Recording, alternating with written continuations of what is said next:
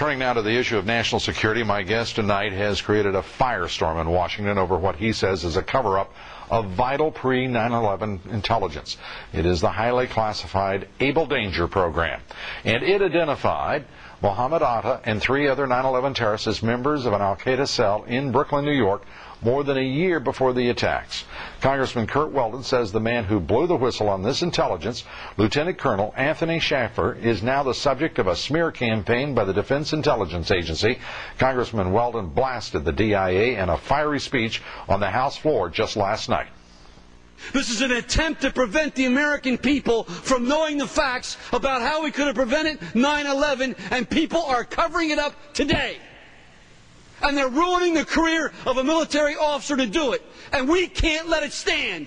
I don't care whether you're Democrat or Republican, you can't let a lieutenant colonel's career be ruined because of some bureaucrat in the Defense Intelligence Agency. If we let that happen, then no one that wears the uniform will ever feel protected, because we will have let them down.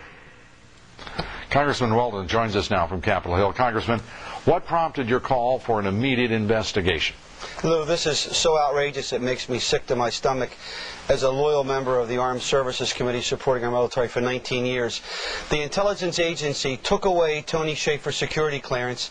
They're now about to take away his health care benefits. He has 2 children, and his salary, because he told the truth. Why would the Defense Intelligence Agency want to destroy the reputation, as you point out, a decorated career member of the United States military?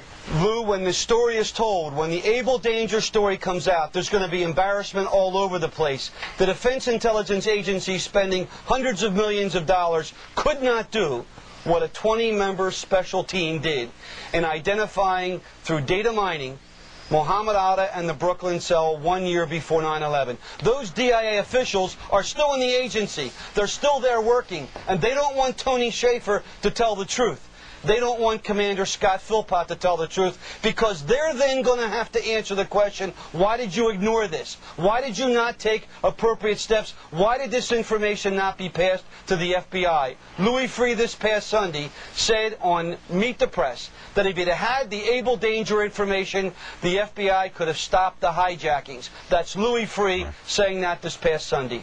And to be clear, the suggestion is that the Pentagon stopped AbleDanger from sharing that information with the FBI or any other agency that might have acted. Is that correct? Absolutely. It was September of 2000 when it was stopped. How do you feel about the Commission and its reaction to AbleDanger and the allegations that have been made?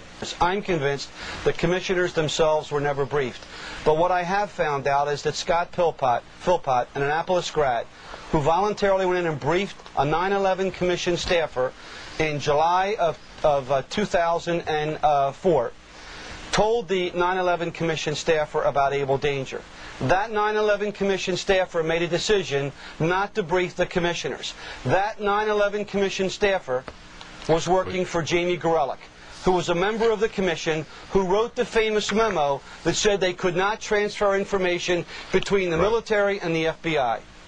The so-called wall. Yes.